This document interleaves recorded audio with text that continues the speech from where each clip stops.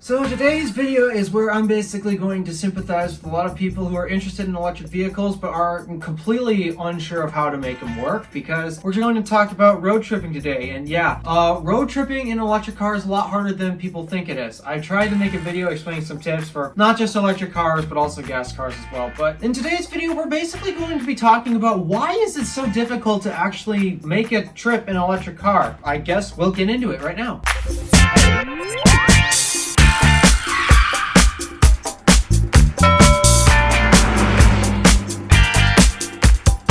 So for the most part, if you're driving a Tesla, this isn't really that big of an issue unless there's the supercharger in an area where you just can't reach, which, okay, yeah, that's kind of understandable why it'd be a bit of a pain. But the main thing that I want to talk about is that the infrastructure, specifically here in America, in Europe, it's not as big as a problem, but there is still some issues in Europe that we kind of have ourselves, but we have more issues than what Europe has. First of all, let's talk about the charging standard. We have two different standards that apparently we can't agree upon. Actually, no, we have three, though there are very few vehicles that actually support that third standard. The most common standards we refer to are the Tesla port, which at this point exclusive to Teslas, though Aptera is doing everything in their power to get their hands on actually supporting the Tesla port, because, I mean, they've said it before, the Tesla port actually kind of is superior in every way. It's capable, but it's also not this giant, huge, bulky little thing compared to the CCS charger. Sure, there's the J77,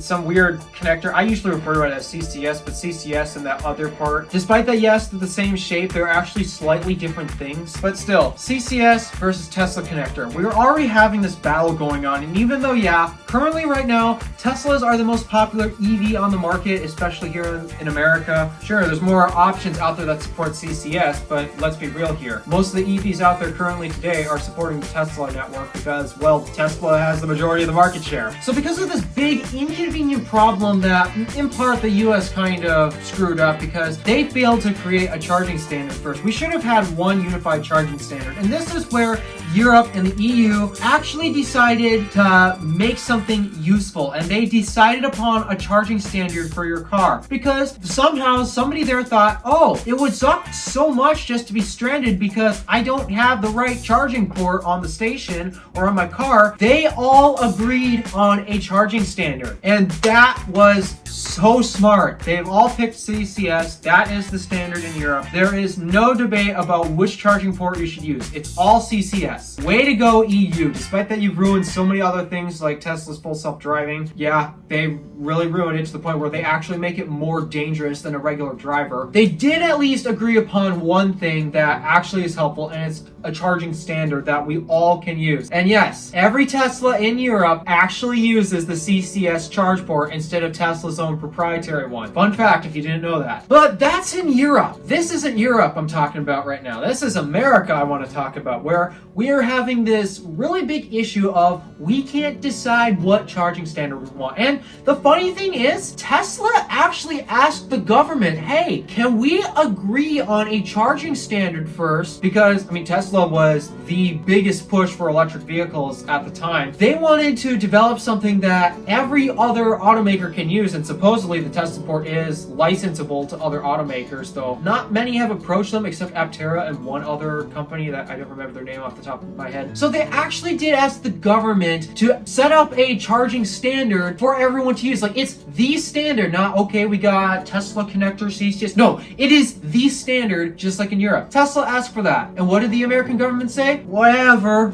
just do what you want. So Tesla came up with their own standard because nobody else came up with a standard that works pretty well at the time. So Tesla's got their Tesla connector, and well, eventually other EVs started to join the game and realize, oh crap, we really missed the 8 ball on that, because they all started to do CCS, and now we have this huge debate of CCS versus Tesla. And it does create a bit of a problem, because right now Tesla has the best charging network out of all infrastructures right now, especially here here in the United States and Canada and various other North America, that's how I'll put it. In Europe, Tesla has actually been rolling out a feature to allow other non-Teslas to charge at supercharging stations. That's great because not only can you've already been able to charge your Tesla at other charging stations in Europe, you can do that in the US too, it's just you need an adapter. But currently in the US, the only way you can charge at Tesla supercharging stations is if you actually have a Tesla. They do not support any other EV, primarily because they don't make adapters for the Tesla connector, and also because everyone, Tesla sucks. I mean, we got the real electric cars. Yeah, this Tesla company, they're a joke. Kind of hard to call them a joke when they've owned basically the majority of the market share in North America. Road tripping in a Tesla in North America, it's actually pretty easy because there's chargers everywhere. I've looked at the map and I've actually found it to be pretty difficult to not be able to go anywhere in a Tesla. So the charging network is already great, and if for some odd reason you can't stop at a nearby Tesla supercharger or whatever, there's always this adapter that allows you to charge at any other infrastructure. Albeit, here comes the real problem, and I can understand why owners of EVs that are not Tesla, I can understand why you're a bit nervous about this. Some have put their fear beside them and have tried it out anyways, which props to you guys. That's very bold of you for doing it. But it's pretty clear that every other infrastructure, at least in North America, sucks. Electrify America so far is the best charging network that's not a Tesla supercharger, but the problem with those is they're so unreliable. Quite often you'll get there, oh, a charger's not working. Yeah, Tesla chargers have this problem too, but it's not to the sheer extent of Electrify America's. The biggest reason why, I guess, is because most of the time at Tesla supercharging stations, you get 8 stalls. Electrify America, 4. So when you have one charging stall at a Tesla station down, well, it's only like, what, 12.5% chargers not working? That's not that bad compared to 25% at an Electrify America station. It's an absolute pain for Electrify America. And then pretty much any other charging network, they're not very fast. I mean, supposedly EVgo is a fast charging network, though seriously, 50 kilowatts, that's not fast. And then there's other obscure charging networks, either state specific, like in New York, they have a bunch of Evolve New York stations, and then also we have ChargePoint, which is spread throughout. Actually, you won't believe how ridiculous it is to find the number of ChargePoint chargers everywhere. I see them everywhere, to be honest. But the problem with ChargePoint is they have to be the worst charging station to charge at when you're on a road trip. Okay, they're great if you're staying overnight in a town because they're not particularly fast chargers, but if you're trying to like charge up in the middle of the day, you're still continuing on your trip, you want to charge up fast? Good luck, because that is sheer impossible. Yeah, the charging network right now is an absolute mess, and somehow gas stations, I really wish it was as seamless as just visiting a gas station. There's not all these different nozzle sizes and such. There's not these different standards. It's you insert the nozzle in your car and it starts pumping fuel. It's not that hard. We figured that out with gas, and okay, it's kind of obvious because, well, it's basically a pipe and such that's flowing liquid, but I guess connectors are slightly different in a way. I don't know why they have to make them different, but still, you go to a gas station, it doesn't matter which one you go to. BP, Shell, okay, please don't go to Shell because they robbed me last time I went there. Chris, Holiday, whatever gas station you can think of. It doesn't matter what gas car you have. You basically can go to the gas station and easily fuel up. 5 minutes later, you're done. You're out of there. But these charging stations, I mean, yeah, there's longer wait times, but at least most of the times the charging stations are located in convenient places where you can quickly stop to get a bite to eat or use the bathroom and such. But the problem is getting the charge started. First, you have to find the correct station. Second, you have to pray that if it's not a Tesla supercharger most of the time, you have to pray that it works. And then the most annoying thing about CCS chargers is payment is not really streamlined. You have to download a specific app. You have to give them your email and phone number. Do you have to do this with gas stations? No.